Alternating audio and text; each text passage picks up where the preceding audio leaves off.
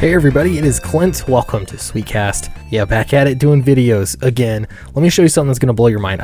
First off, we're getting into Facebook here. I don't get into Facebook much, and that's because I kind of hate Facebook. So yeah, just because I have a Facebook account, you don't friend me on Facebook because I'm really considering just getting rid of it altogether.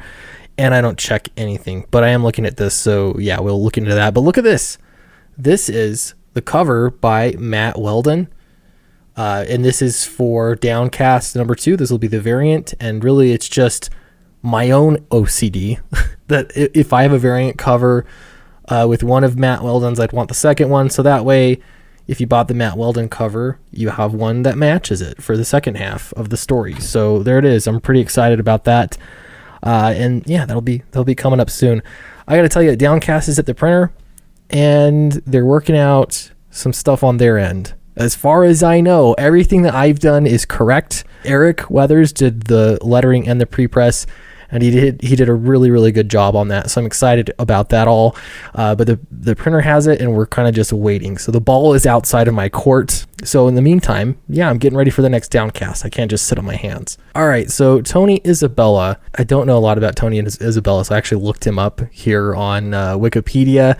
And yeah, he's a comic book writer, editor, and artist and critic, and he's known for writing several different things, Marvel and DC. You get the idea. That is who Tony Isabella is. So he posted this about Batman and really got me thinking in sort of a curious light. He said, here's a tip. Don't ask me to join a group or visit pages that have Batman in their titles. He was once my favorite comic hero. Now I consider him one of the most toxic and the ruination of DC Comics. DC hurts their own characters by making Batman the center of their universe. Those are harsh words for Batman. And I don't know, it took me back a little bit because I think Batman is probably my favorite DC character. Not probably. He is absolutely my favorite DC character.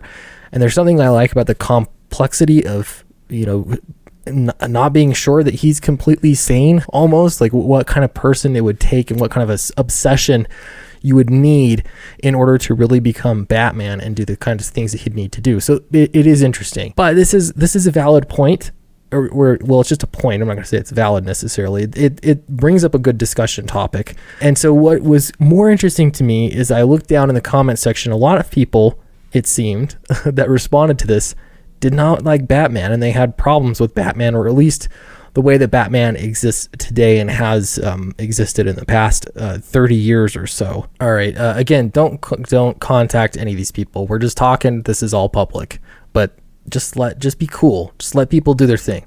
All right, so first person says, it's unfortunate. What's worse is how many insignificant side Bat characters get more attention than their A-listers now. I've got to wonder if those side Bat characters, probably like Harley Quinn, Joker, all sorts of Batman characters, the reason why they get so much attention is because they sell books, right? I mean, if you're doing multiple titles on those books, I've seen Indicron numbers, like they sell books. All right, another comment here. The comics I like still exist for me to read, so I don't care what they do with him nowadays. Okay, I haven't fully enjoyed Batman since Frank got his hands on the character and DC decided that that's how he should be portrayed going forward. I yearn for the days when Wine, Elhart, and Conway, though I did like the Starling run. Wow, I murdered that. So this was just fascinating to me because to me, Frank Miller, that is really what got me into Batman. Like, I watched the Batman animated cartoons. Those were probably my first Batman experience, and those were good. I enjoyed those growing up. But then reading Frank Miller's run on Batman, or Batman Year One specifically, it opened my eyes to a new aspect of Batman, and I thought that it was fascinating. And yeah, I love a lot of Batman stories that are dark and gritty and kind of have those psychological elements to them. I don't like everything that comes out, obviously, from Batman, just from the title in general. And I think more so recently, I've really not been interested in really any of Tom King's writing on Batman. But that's a wholly different matter. Here's another comment. That's a good take on Batman. For me, he's just unreadable right now. Notice this is right now. This is what you'll see a lot of YouTubers say, that Batman is unreadable right now, and you get a lot of blowback if you say that mainstream wise, but there's definitely, again, it's just not interesting. There's so many layers of improbable or overcomplicated, tasteless crap that are burying him. I keep waiting for them to bulldoze those layers off the guy and just put him back on the streets as the dark creature of the night. I will say that with Batman, one thing that I feel like could be turned on its head a little bit is that he always seems to have an answer. He's always one step ahead of the enemies, and he's thought like 15 steps ahead in the problem. I would love it if he was against the worst D-list Batman character that in existence, and he underestimated him and got like in serious trouble, and you have to build up from there. Something like that, where he really underestimated his opponent because he's Batman and he's basically perfect. Okay, so a few things here. I'm not going to go through all of these, but there was the point that Batman is toxic. What does toxic mean? I've heard it so many times in different contexts. I feel like it's meaningless. It just means something that you don't like. And so immediately, like, Bleeding Cool actually did an article on this. That's where I found it. And so when they talk about toxic Batman, of course, they have Batman saying retard, the R word. He's saying it here in this panel. And that's what they're leaning to as being toxic. But it sounded, when I was looking at Tony Isabella's comments, I'm not positive that that's what he means. In fact, I don't really think so.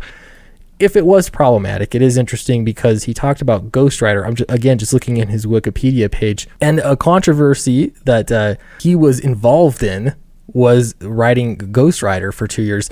And essentially, Ghost Rider made a friend, and the friend was a stand-in, like a hippie stand-in for Jesus. And so his plan was essentially to have Ghost Rider convert to Christianity, and then it would basically just be like this little side thing in the background, I guess, and then he would continue on with the rest of the stories, something like that. I never read this run, but it does tell me, it's just funny that was the controversy at the time.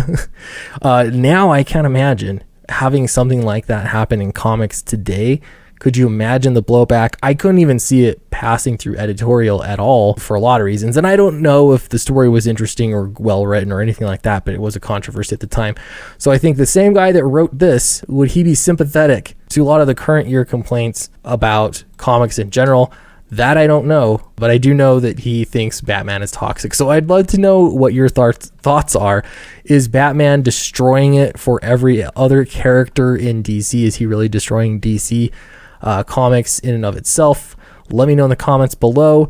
Don't forget to like and subscribe, and I will see you in the next video.